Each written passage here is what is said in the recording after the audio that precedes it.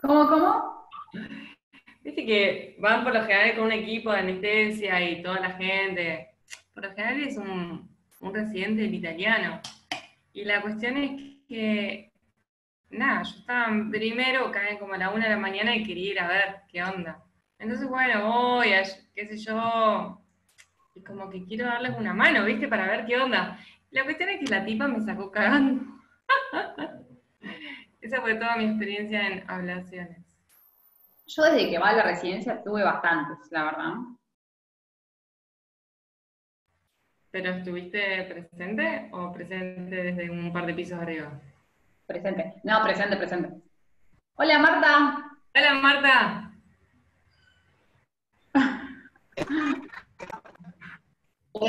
Ahí te escucho. No, no, no quiero hablar. ¿Cómo que no?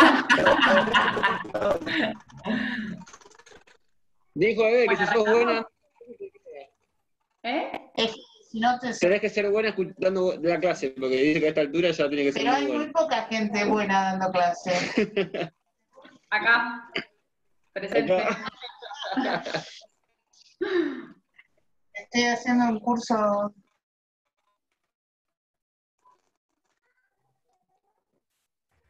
Ariel sutilmente la silenció Marta, me parece. Sí, sí, sí. Ariel no sea mala gente, no se hace eso. Bueno, Nos silenció el juego. ¿vamos?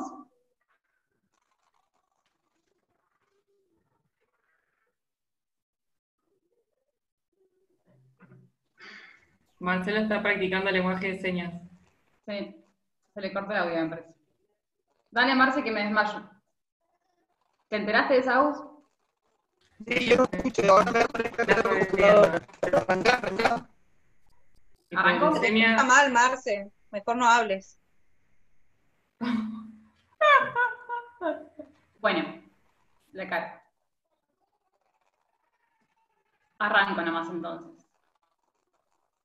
Bueno, el tema de hoy es manejo anestésico en ablación de órganos.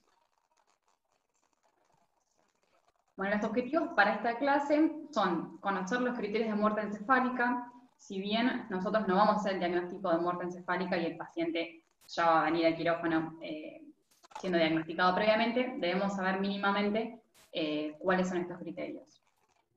Comprender los cambios fisiológicos, o sea, fisiopatológicos asociados con la donación de órganos. Esto es sumamente importante porque nos va a guiar nuestra terapia en el manejo. El mantenimiento hemodinámico y estabilidad fisiológica de los donantes y la función de preservación en los órganos donados. Y obviamente la técnica anestésica y la monitorización adecuada. Nuestro manejo en esto es fundamental porque de ello va a depender la viabilidad de los órganos. Capaz que se manejó perfectamente hasta llegar a quirófano y por una cuestión nuestra podemos perder esos órganos que pueden obviamente servir para otra persona. Bueno, algunas definiciones para tener en cuenta y manejar un mismo idioma. Se conoce como trasplante la transferencia de órganos, tejidos o células vivas de un individuo a otro con el objetivo de mantener la integridad funcional del tejido trasplantado en el receptor. Procuración, proceso de obtención de órganos y tejidos para trasplante, y ablación es el procedimiento quirúrgico que se realiza en un quirófano y bajo condiciones de estricta esterilidad, mediante la cual se realiza la extracción de los órganos y tejidos del cuerpo de un fallecido, es decir, va a ser el manejo nuestro, la ablación. El donante potencial, todo paciente fallecido en muerte encefálica en ausencia de contraindicación absoluta de la misma. Bueno, ¿quién es el que rige todo este sistema en nuestro país? Es el INCUCAI, Instituto Nacional Central Único Coordinador de Ablación e Implante. Es el organismo que impulsa, normatiza, coordina y fiscaliza las actividades de donación, trasplante de órganos, tejidos y células en nuestro país.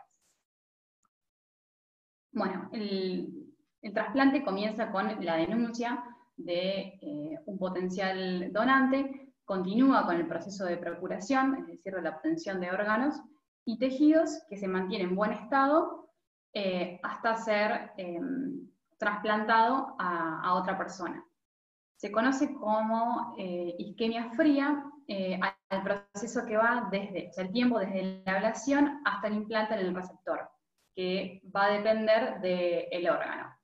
En el caso de los pulmones y corazón es menor, de 4 a 6 horas, le sigue el hígado hasta 18 horas, y el que más dura son los riñones, hasta 24 o 36 horas.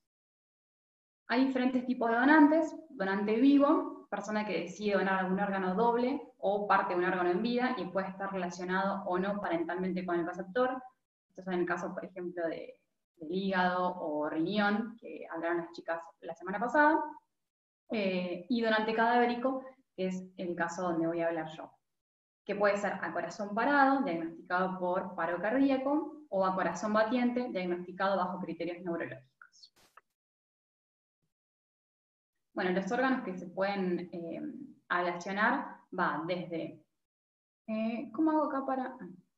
Bueno, córnea, corazón, pulmón, riñón, intestino, huesos, los tendones, vasos sanguíneos, páncreas, hígado, válvulas y piel.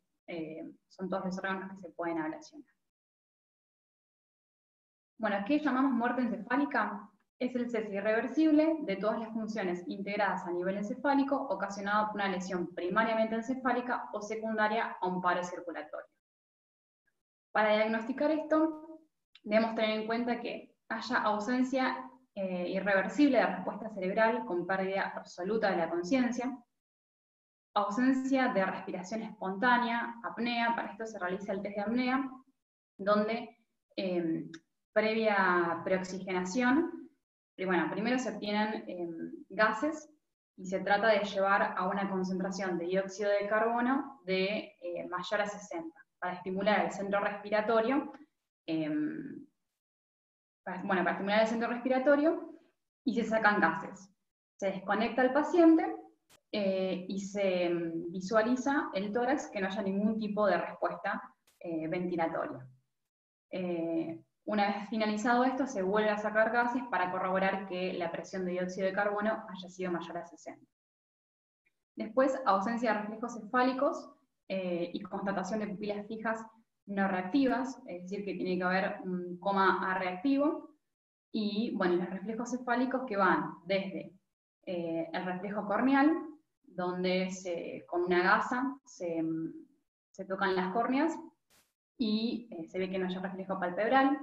Después, bueno, los reflejos oculocefalogiros, donde el paciente se le pone con los ojos abiertos, se mueve la cabeza de un lado hacia el otro y se ve que no haya nistagmus.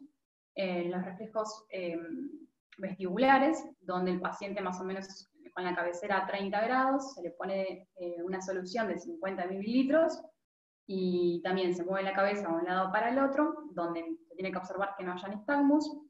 Después el reflejo tusígeno, por el tubo traqueal se inserta una sonda para corroborar, bueno, que no existe este reflejo. Y el reflejo del paladar. Se pone sobre el paladar, sobre la úvula, una sonda también para que no existe este reflejo.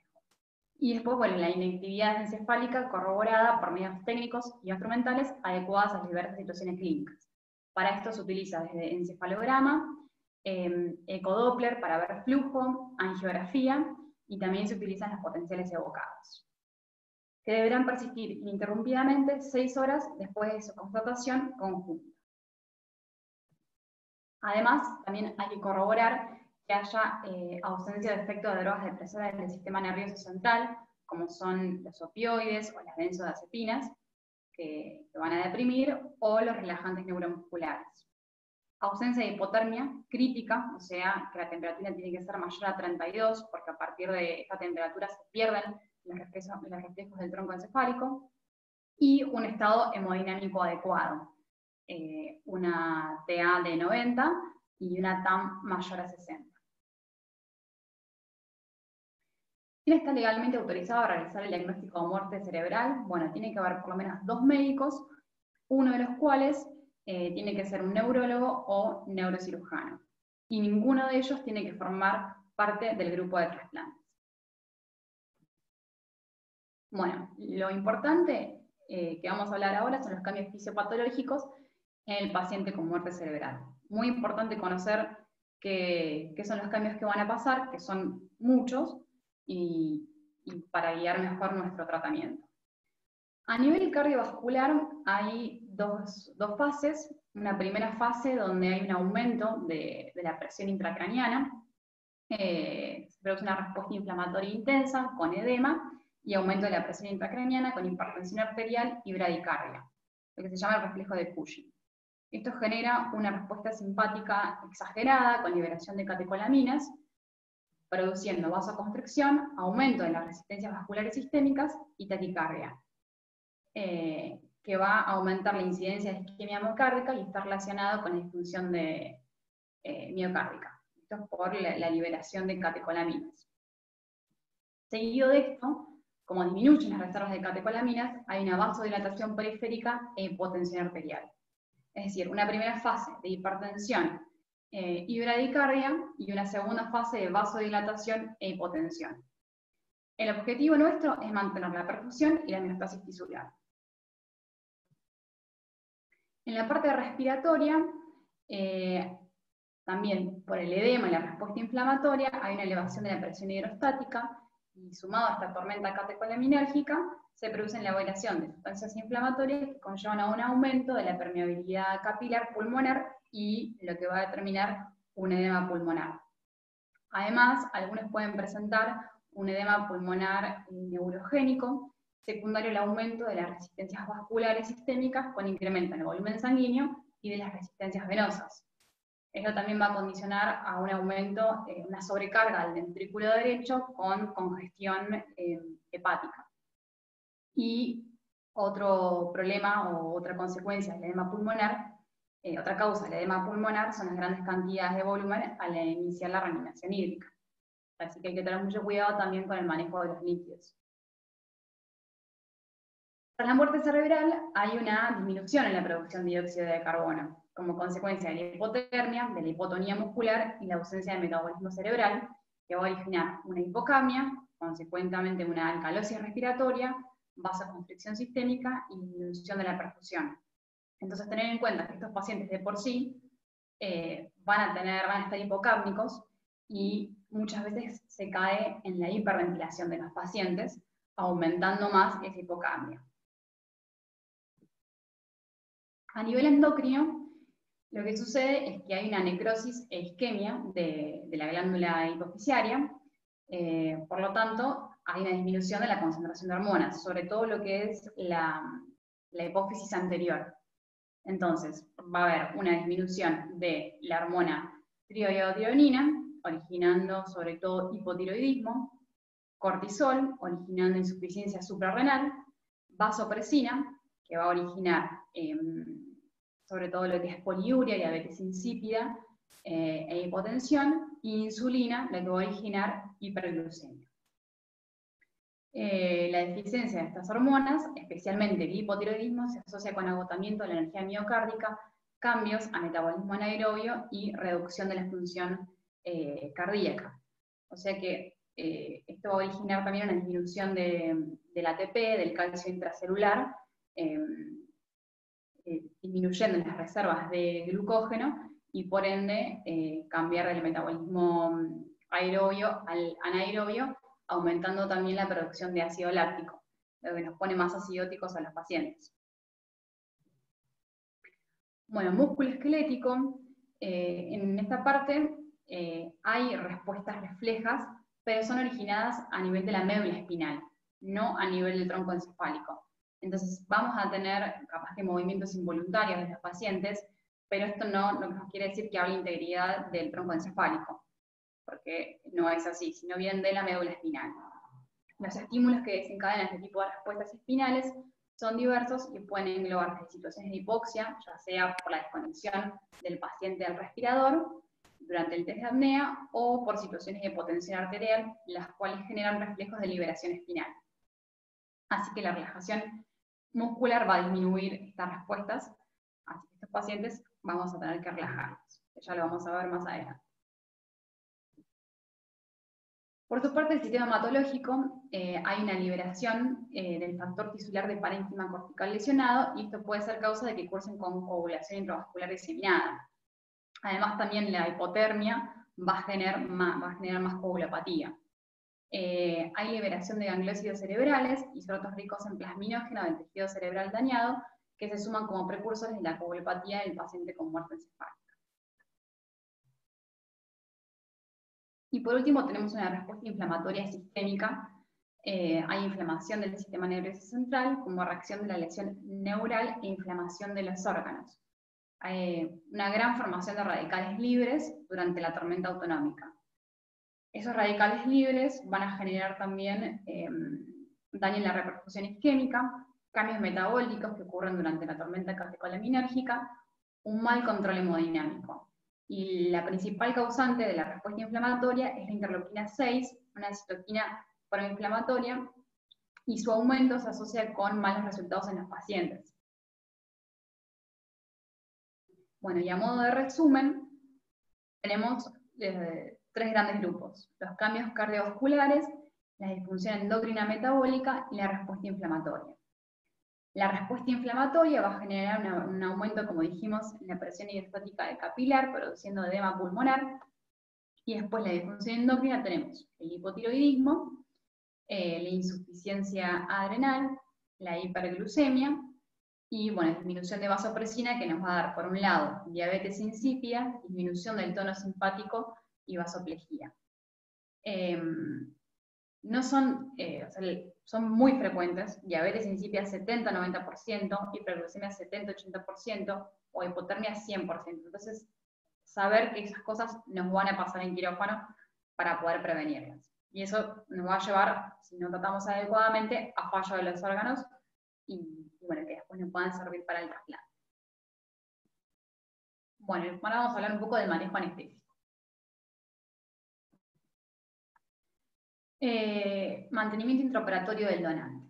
Bueno, el papel principal del anestesiólogo, como dijimos, es mantener la perfusión de los órganos y la oxigenación celular. El anestesiólogo es el responsable de acudir a UTI para comprobar el tratamiento, la analítica y la monitorización del donante.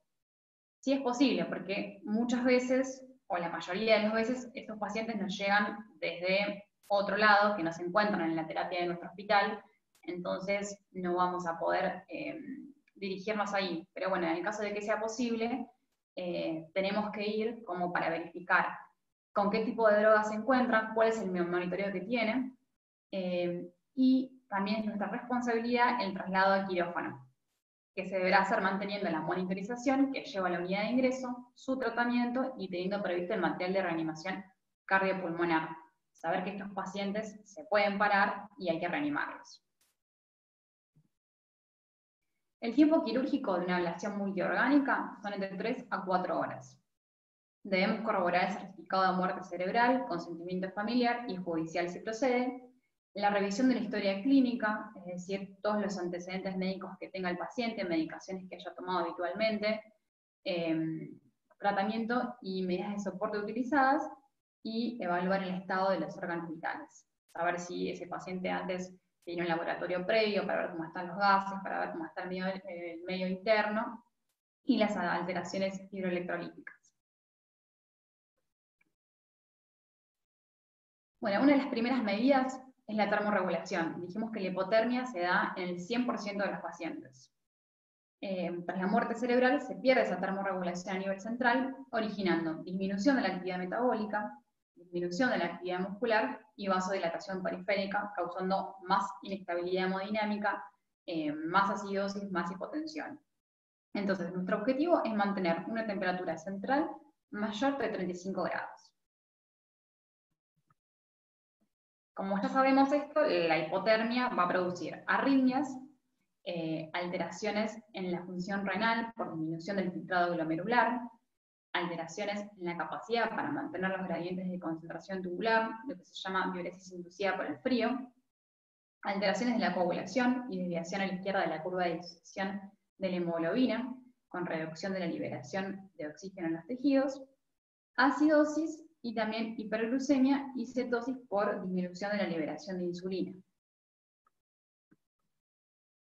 Entonces, tenemos que tener soluciones intravenosas calentadas, humidificación y calentamiento de los gases respiratorios, mantas eléctricas o aislantes, que todo esto nos va a ayudar a mantener una temperatura corporal, como dijimos, por encima de 35 grados. Es muy importante evitar esta hipotermia, porque una vez ya establecida, las medidas de recalentamiento son de lenta eficacia por la ausencia de la actividad muscular detonante. Con respecto a los inotrópicos y al sistema cardiovascular, hay diferentes drogas que nos van a servir para mantener una hemodinamia adecuada. Una de ellas es la dopamina, lo que tiene es un efecto beneficioso sobre el injerto renal. Esto va a depender de la dosis. A unas bajas dosis, de 1 a 5 gamma kilo minuto, aumenta el flujo, produce vasodilatación, aumentando el flujo renal, y bueno, va a ser beneficioso para este. Evitar las dosis mayores de 10 a 12 gamma kilo minuto, porque pueden afectar la perfusión cardíaca y hepática por efecto alfa-agonista. Por otra parte, la dopamina tiene propiedades inmunológicas que modifican la respuesta inflamatoria y atenúan la injuria isquemia-reperfusión. Siempre en todas estas drogas, lo mejor sería ir capaz de usar diferentes a menores dosis para evitar los efectos adversos de las mismas. En el caso de la noradrenalina, no sería una droga de elección, sería uno de los últimos recursos cuando no podemos mantener una hemodinamia adecuada. Las dosis ya de mayor a 0,05 gamma kilo minuto, que en sí es una dosis baja, produjo deterioro de la contractilidad cardíaca en corazones trasplantados y en particular el deterioro del rendimiento del ventrículo derecho. Si se utilizan altas dosis se puede pasar a adrenalina, que tiene la ventaja además de mejorar el flujo sanguíneo hepático. Por otra parte, la vasopresina es una droga de primera elección, que nosotros creo que no contamos con vasopresina, la verdad que no vi en quirófano, pero es de primera elección para el tratamiento de pacientes con muerte encefálica que permanecen hipotensos a pesar de una adecuada reposición de volumen.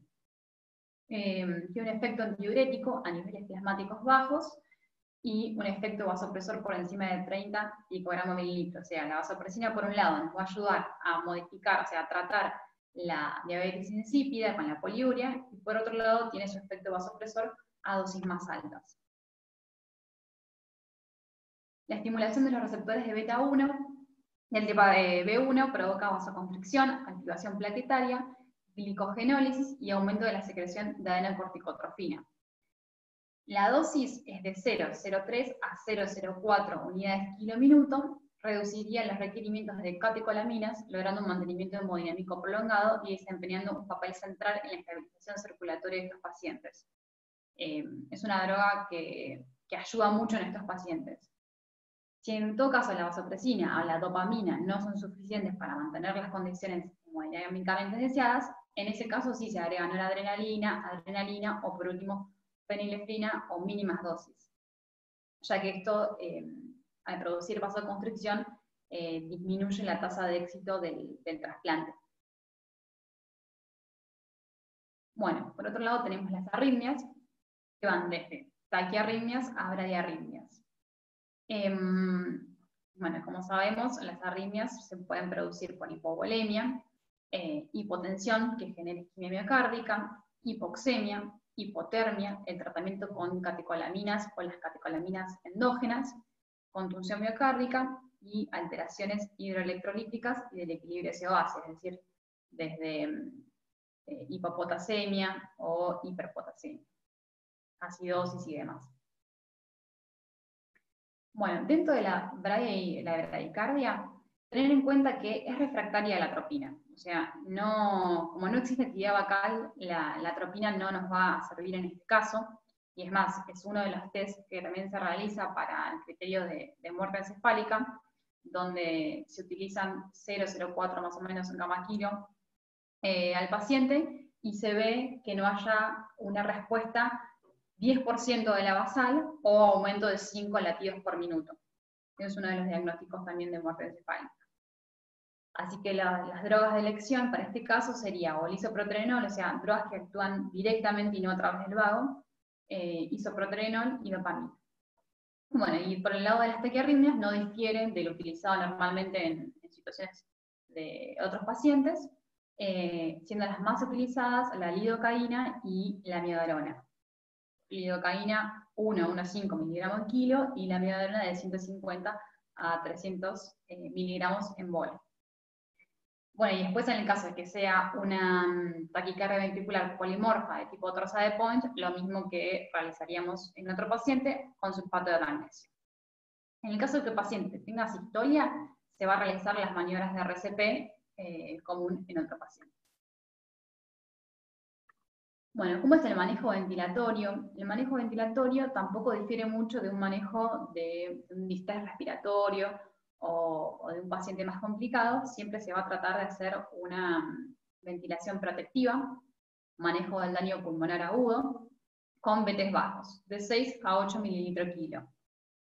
Una presión meseta mínima, se van a realizar maniobras de reclutamiento cada 1 hora, hora y media, y titular la PIP. Los objetivos es mantener una FiO2 mínima necesaria para mantener una presión arterial de oxígeno mayor a 100, saturación de oxígeno mayor a 95% y una presión de dióxido de carbono de 35-40. Recordar que, como dije antes, son pacientes que de por sí están hipocámnicos, así que no recaer en la hiperventilación. Y el pH normal de cualquier paciente, 7,35 a 7,45. Bueno, se vio en un estudio que se comparó una estrategia ventilatoria protectora de 6 a 8 con PIP de 8 a 10 versus una convencional, es decir, de 10 a 12 de BT con PIP más bajas, y lo que se vio es un aumento de pacientes que cumplió criterios para la donación de pulmón. O sea, una ventilación protectiva nos va a mejorar la donación, sobre todo a nivel pulmonar. Entre los criterios de elegibilidad para donación de pulmón, tenemos que tener una relación de presión NAPAGI mayor a 300, con oxígeno al 100%, PIP de 5, una RX de tórax normal y presión máxima en vía aérea menor a 30. Bueno, y esto es lo que dije antes, la baja producción de dióxido de carbono debido a la ausencia de flujo cerebral, tono simpático y tono muscular, condicionan la utilización de volúmenes minuto inferiores a los utilizados corrientemente en la ventilación convencional, con la finalidad de mantener la normocambio. Bueno, lo que es regulación endocrina y metabólica. Dijimos que por un lado, una de las consecuencias era la diabetes insípida, ¿sí? Como consecuencia de la disminución de vasopresina. Los criterios diagnósticos son una poliuria mayor o igual a 3 mililitros kilo hora, orina inapropiadamente diluida para la concentración de sodio en plasma, e hipernatremia mayor a 145 miliequivalente en litro. Muy frecuente, dijimos del 70 al 90% de los pacientes van a presentar diabetes insípida. En este caso, la desmopresina es la droga de elección, fármaco de elección en el tratamiento de la diabetes insípida sin hipotensión, ya que su actividad primaria es el efecto antidiurético y tiene una reacción vasopresora mínima. Dosis inicial de 1 a 4 microgramos, se vigila la osmolaridad urinaria, el gasto urinario con metas de menos de 4 mililitros kilo hora, y la concentración sérica de sodio. Al mejorar el gasto urinario, se recomienda después administrar una dosis adicional de desmopresina, más o menos de 1 a 2 microgramos intravenosos cada 6 horas. Esto igual va a depender, ¿no?, de cuánto dure la ablación de órganos. Muchas veces ya esto lo realizan en terapia donde el paciente estuvo más tiempo. La desmopresina aumenta las concentraciones de factores procoagulantes, por la cual también se ha utilizado como agente hemostático. En este caso hay que hacerle dosis mucho mayores, de 0,3 microgramos kilo. O sea que tiene un efecto, por un lado, mejorar la diabetes insípida, y por otro lado tiene efectos procoagulantes. Bueno, ¿cuándo considerar entonces el tratamiento con vasopresina?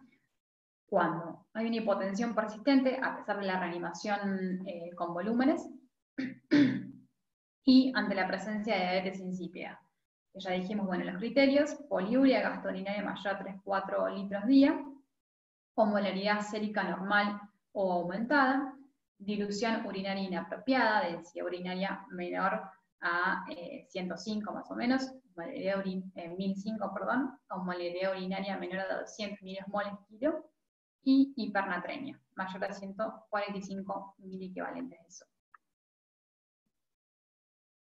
Por otro lado, la hiperglucemia, el aumento de la glucemia en sangre nos va a dar una hiperosmolaridad plasmática, acidosis metabólica, poliuria, lo que nos va a predisponer a una hipovolemia y desencadenar más un estado inestable hemodinámicamente del paciente. Además, daño en los órganos a procurar, en riñón y en páncreas también. Así que hay que lograr glucemias menores a 180.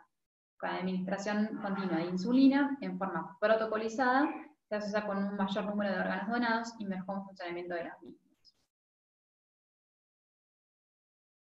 Por otro lado, tenemos la hormona tiroidea. En este caso hay diferentes guías que algunos hablan de un manejo más conservador y utilizarla cuando hay inestabilidad hemodinámica a través de drogas vasoactivas y reposición de volumen, y otros hablan de utilizarlo siempre. Entonces, cuando hay inestabilidad hemodinámica, cuando hay una TAM menor a 60 con requerimientos de drogas vasoactivas, diuresis insuficiente, y cuando la fracción de eyección es menor al 40%. ¿Cómo se administra? Bueno, se utiliza un bolo de 20 microgramos de T4 intravenoso, seguido de infusión continua, a 10 microgramos hora, o si no, administrar T3 intravenoso, 4 microgramos, seguido de infusión continua de 3 microgramos hora. En el caso de la insuficiencia renal, dijimos que se da por la disminución de la liberación del cortisol. Es muy importante el uso temprano de corticoides, que además nos va a ayudar los corticoides a aumentar la hemodinamia del paciente. Por un lado, disminuye la respuesta inflamatoria del factor de necrosis tumoral y la interleuquina 6, que dijimos que era una de las causantes de las sustancias proinflamatorias, de la liberación sistémica inflamatoria, y aumento de la interleuquina 10. Mejora la viabilidad del órgano, la supervivencia del receptor y, lo más importante, el éxito del trasplante. Entonces tenemos que administrar metilprednisona, 15 miligramos kilo, inmediatamente después del diagnóstico de muerte cerebral, que eso, bueno, le va a realizar el intensivista y quien haya hecho el diagnóstico de muerte encefálica, y 24 horas después de haber ocurrido. En los donantes pulmonares reduce el edema pulmonar. Por otro lado, el sistema hematológico, en este caso se habla de terapias más restrictivas todavía a las que se habla en otro tipo de tratamientos. Concentración de hemoglobina de 9 a 10 y no menos de 7, y hematocritos cercanos a 30, que algunas guías hablan de 25. Recuento de plaquetas mayor a 80.000 y RIM menor de 2. La utilización de hemoderivados puede predisponer al daño del injerto, entonces hay que tener cuidado cuando reponemos los mismos. Se debe administrar plaquetas y plasma cuando es evidente un sangrado clínicamente significativo y no para mejorar un parámetro específico de laboratorio, sino cuando realmente lo requiere el paciente. Bueno, en el caso de la fluidoterapia, no hay ningún tipo de líquido en particular que haya demostrado ser mejor que otro, pero las soluciones de cloruro de sodio al 0,9% se deben evitar en grandes volúmenes con el fin de evitar la acidosis hiperclorémica. Pero por otra parte tenemos a los coloides, sobre todo lo que es el hidroxietilalmidón, que produce alteración inmediata en la función del injerto renal. Así que en el caso del trasplante renal no estaría indicado este tipo de coloides. Pero en el caso de un trasplante pulmonar, el coloide sería de elección. Además, el hidroximetilalmidón demostró coagulopatía, y bueno, los coloides deberían administrarse para alcanzar un target hemodinámico. La fluidoterapia tiene que estar guiada por diferentes variables hemodinámicas, como es la variabilidad de presión de pulso, una presión venosa central menor a 10, saturación venosa central de oxígeno mayor a 70%, débito urinario mayor a 100 ml/hora, una presión arterial de oxígeno mayor a 100 y una TAM mayor a 80. La incidencia de la necrosis tubular aguda post-trasplante se incrementa sustancialmente cuando la presión sistólica del donante se sitúa entre 80 y 90. Así que hay que mantener valores más óptimos de presión arterial. La evidencia actual revela que tener una PVC por encima de los valores de la normalidad pone en riesgo la viabilidad de los órganos, especialmente pulmón y corazón. Así que en este caso, según lo que leí, la presión venosa central es de importancia. Bueno, con respecto a lo que es la monitorización, no va a diferir de un monitoreo común con un electrocardiograma continuo, un catéter arterial para medir presión arterial invasiva y también analíticas cada 30 minutos, que además nos va a dar la posibilidad de ver la variabilidad de pulso y obviamente la medición de gases, presión venosa central, sondaje uretral para medir diuresis horaria, pulso y oximetría, temperatura central, importantísimo la temperatura, y capnografía. Además, en los pacientes que presentan dificultad en el manejo hemodinámico, es aconsejable la monitorización de las presiones pulmonares y de llenado ventricular. Esto es cuando no se puede mantener una hemodinamia adecuada a través de volumen, de resucitación hormonal, de hemoderivados, vasopresores, etc. Bueno, en este caso se puede utilizar catéter de Schwann-Ganz, está indicado catéter de Schwann-Ganz y ecocardiograma para ajustar el tratamiento de forma más fiel a las necesidades del donante. Bueno, este es un resumencito que no lo voy a leer porque es más o menos lo que estuvimos hablando recién, cuáles son todos los tipos de monitoreo y los cuidados generales. La técnica anestésica. Bueno, ¿qué es lo que vamos a utilizar? A veces decimos, el paciente está con muerte cerebral, ¿cómo lo mantenemos? ¿Le ponemos gas? ¿Le ponemos opioides? ¿Le ponemos benzodiazepinas? ¿Relajantes musculares? Bueno, lo que dice la literatura es que hay que usar agentes inhalados a una CAM de 0,5, ya que reduce las respuestas adrenérgicas a la estimulación nociva, y además tiene una capacidad de reducir la lesión por isquemia y reperfusión resultante, lo que desencadena una disfunción de órganos como corazón, riñones, hígado y cerebro. Por otra parte, el isoflorano, utilizado 20 minutos antes de la isquemia, produce preacondicionamiento con mejores beneficios a nivel renal y cardiovascular. Así que los agentes inhalados son muy importantes. Entonces, sirven para prevenir o reducir las respuestas adrenérgicas a estímulos nocivos, reducir la lesión isquemia-reperfusión mediante preacondicionamiento y reprimir los efectos del factor de necrosis tumoral y otras sustancias proinflamatorias. En el caso de los opioides y las benzodiazepinas, no hay evidencia de que sean mejores, pero de todas formas se sugiere utilizarlos ya que disminuye el estímulo adrenérgico. Debería usarse remifentanilo, pero en dosis más bajas a las habituales, de 0,1 a 0,3 gamma kilo minuto, como normalmente lo utilizamos, de 0,3 a 0,5 gamas.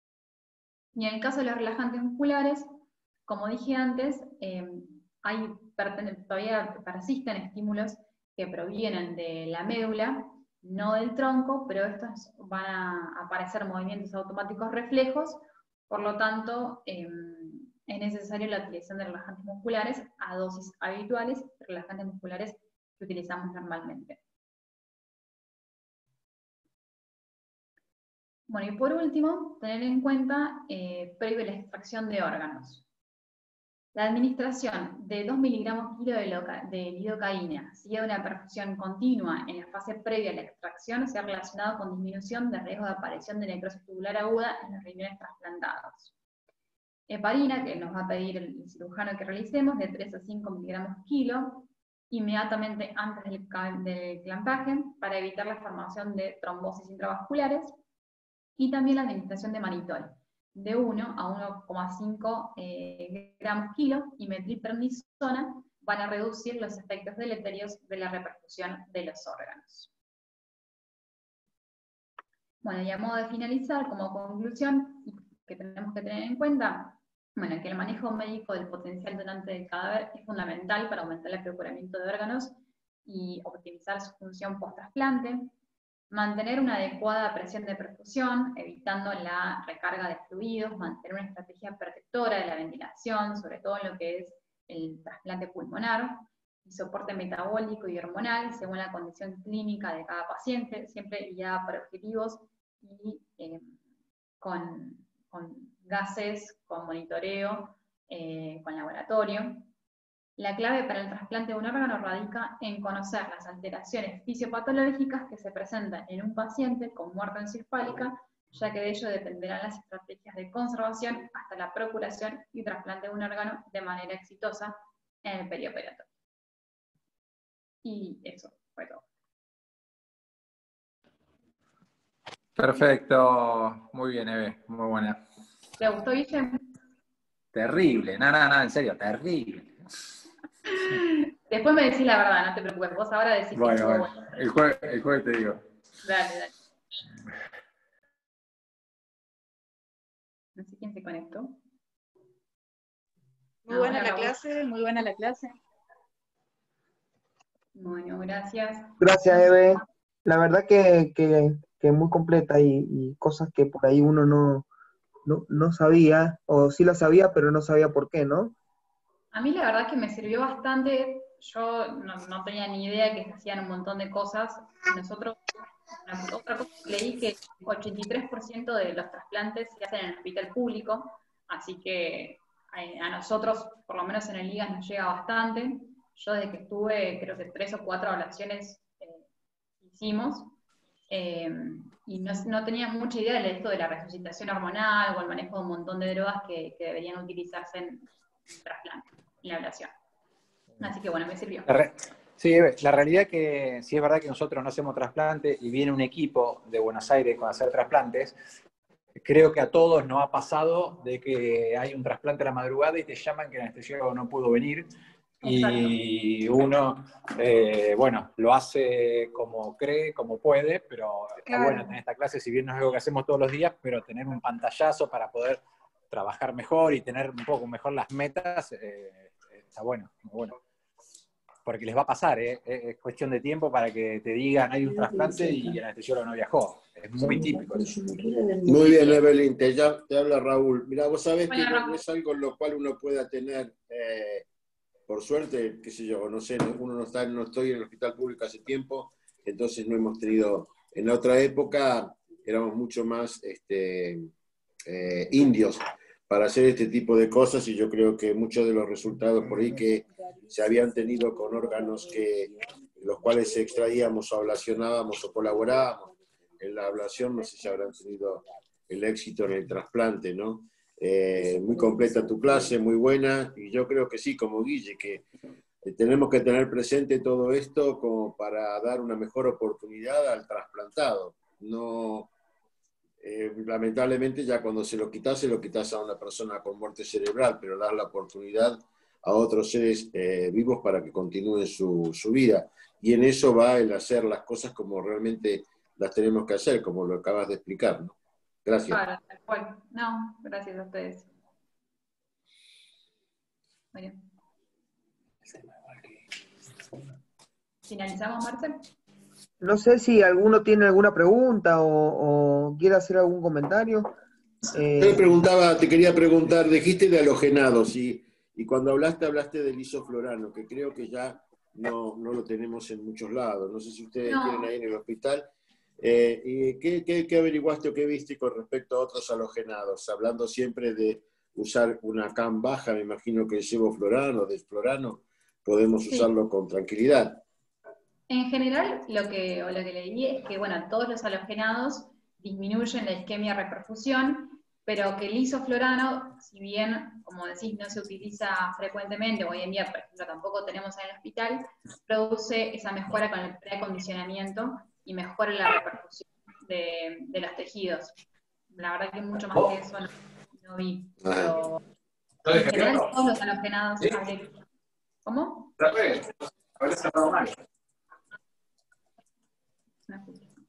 No te escuché.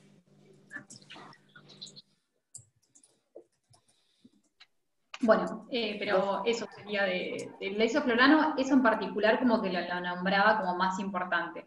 Pero sí, es real que no tenemos nosotros. No sé si hay en algún otro hospital o en algún otro medio se utiliza, pero creo que ya hoy en día está medio en desuso. ¿Y en cuanto a relajante muscular, te daba alguno en especial o te daba una generalidad? No, y los relajantes musculares se utilizan a dosis habituales y el manejo común de cualquier paciente. Ajá. Pero hay que utilizarlos. Claro. Bien. ¿Vos, Mauro, ustedes tienen ablaciones ahí en el HPC? Sí, pero hola, buenas noches a todos. Hola, Mauro. Sí, seguramente tenemos menos ablaciones que ahí en el IGA. Es que lo que dice Evelyn es real, o sea, la mayor parte de los pacientes que son potenciales candidatos suelen venir de los hospitales públicos. Y nada, es verdad lo que plantea también Guille, que es frecuente que los equipos, como está planteado en Argentina el sistema de donación, los equipos quirúrgicos, o sea, los equipos de trasplantes son los que ablacionan también, pero como decía Guille, suele pasar que muchos equipos de trasplante no envían un anestesiólogo a la ablación, por una cuestión de recursos humanos, y a veces tiene que ver también con cuestiones administrativas, pero tener 2 anestesiólogos disponibles para un operativo de trasplante es un problema hoy en Argentina.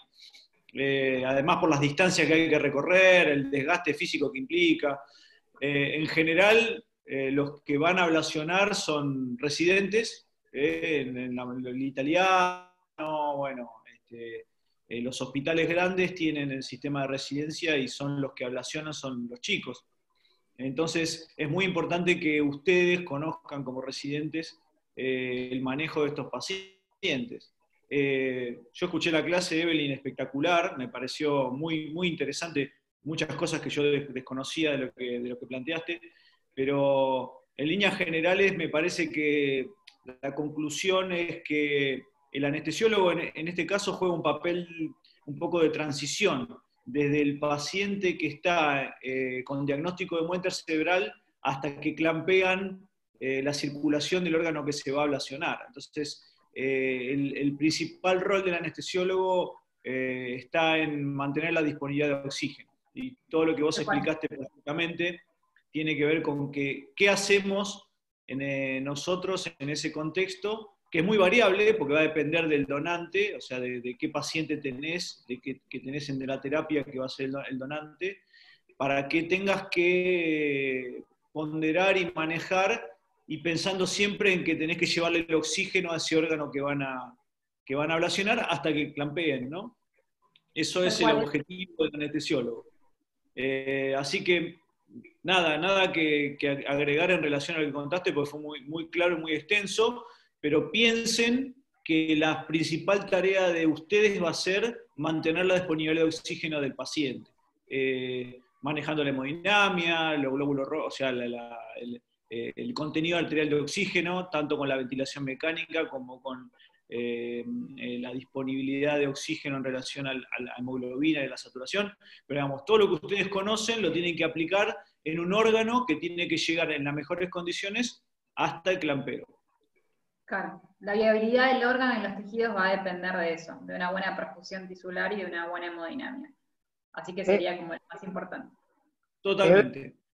Sí. Obviamente lo que vos nombraste es también real. Hay otras cuestiones que a veces son, nosotros estamos en un periodo breve de tiempo desde que el paciente llega a la mesa quirúrgica hasta que se ablaciona, puede variar en minutos a horas, pero muchas veces es importante saber también no solamente la disponibilidad de oxígeno, sino el contexto metabólico, como vos bien nombraste. Hay pacientes que van a venir poliúricos, hay pacientes que van a venir hipernatrémicos, hay pacientes que van a venir hipoglucémicos o hiperglucémicos. Entonces, todo eso es muy importante que lo conozca el anestesiólogo que recibe al paciente, porque aunque tenga muerte cerebral sigue siendo un paciente, para el periodo ese de transición hasta el clampeo se maneje lo mejor posible y que el órgano reciba las mejores condiciones hasta el clampeo.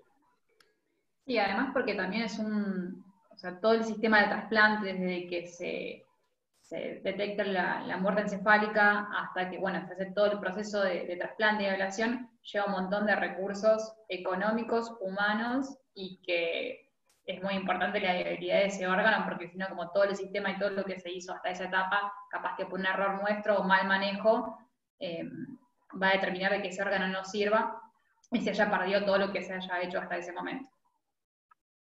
Así que, No, bueno. es fundamental, es fundamental. Lo que sí a veces es poco tangible, pero el periodo del manejo hasta el clampeo de los órganos es fundamental. Si al paciente lo tenés mal perfundido, desde que salió la terapia hasta que lo ablacionaron al órgano, las chances de que ese órgano funcione después caen bruscamente. O sea que es fundamental lo que hagan como anestesiólogos en este contexto. Bien. Bueno. Eve, mirá lo que decía Mauro, que justo lo hablamos hoy en el quirófano, que lo más importante que de todo es que más allá de la macrohemodinamia... No, si hablas de nuevo. Ah, pobrecita que se desmayó, la tengo que haber... pero... Me habló Marce y me desmayé. Oh, Dios mío, qué papelón.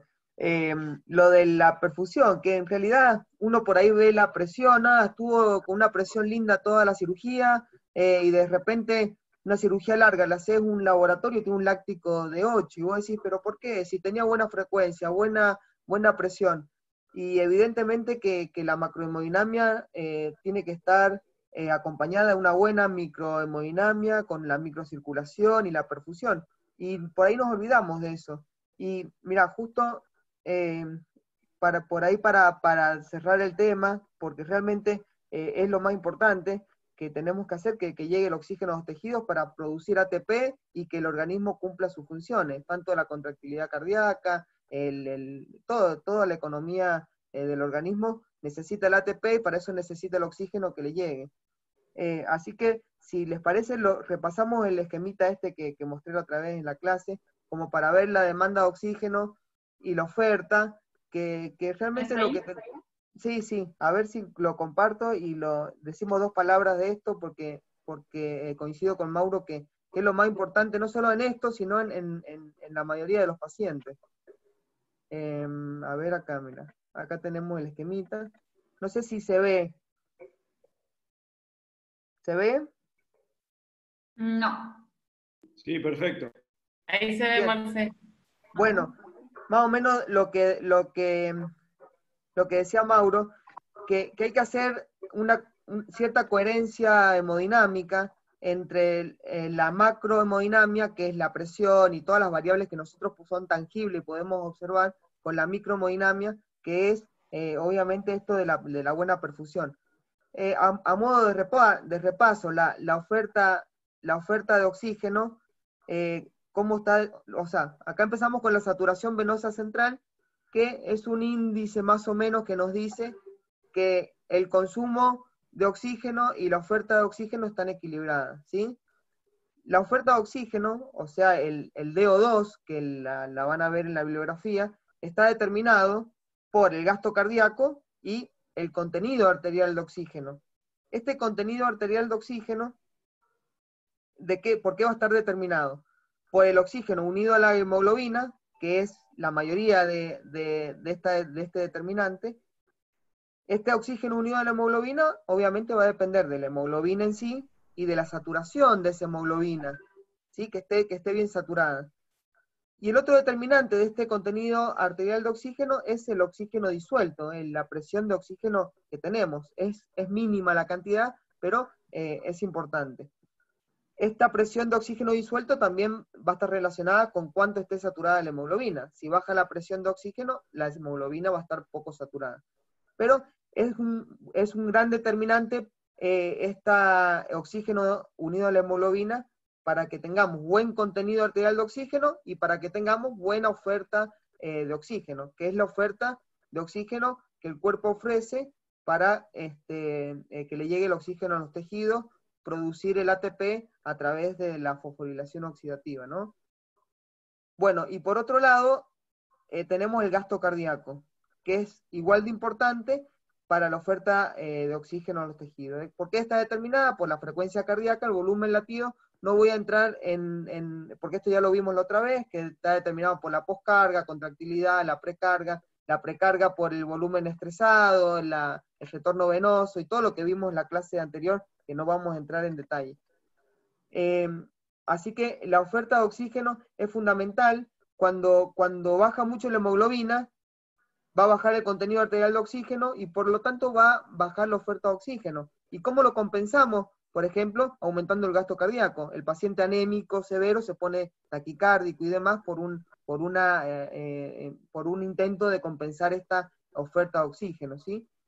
Y por otro lado tenemos el consumo de oxígeno, que está determinado por el gasto cardíaco y la diferencia arteriovenosa de oxígeno. Por suerte, en un paciente en reposo, un paciente que no está bajo ningún estrés o ejercicio, el consumo de oxígeno es aproximadamente entre 200 y 300, y la oferta es más o menos 1000. Entonces siempre tenemos ese rango o mucha tela como para que el paciente no se nos ponga con una deuda de oxígeno.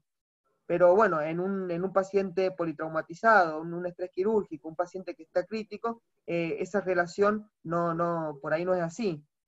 Y lo que hace el cuerpo es aumentar la extracción de oxígeno para mantener bien perfundido. Entonces,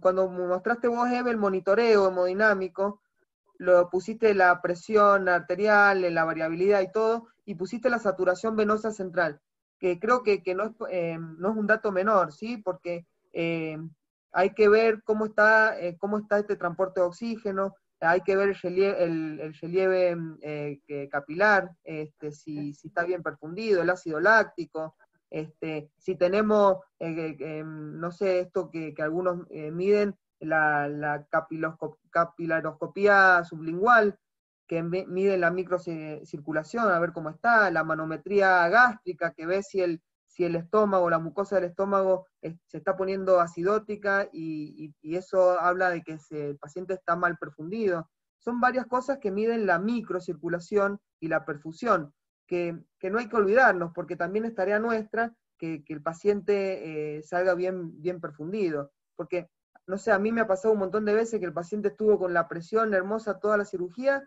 y de repente le haces un ácido láctico y tiene 8 de láctico, y dice, ¿qué hice mal? Y bueno, evidentemente es muy importante todo esto, que por ahí lo dejamos de lado, y que es igual o más importante que la macrohemodinamia, que es lo que generalmente estamos acostumbrados a medir. Bueno, nada, es como acotación. Gracias, Marce, muy bueno. De nada. Muchas gracias, Marce y Eve. Y el resto. Nos vemos entonces el lunes que viene. Sí, el lunes que viene, no sé, después me fijo qué clase se da, pero Creo que da ahí en algo de enfermedades de POC y restrictivas. Bien, fantástico. Bueno, nos vemos entonces el lunes que viene. No sé si alguien quiere decir algo más, lo dejamos por finalizado. Gracias, chicos. Saludos. Buena semana. Chao. Gracias. Chao, nos vemos. Chao, nos vemos. Chao, chao.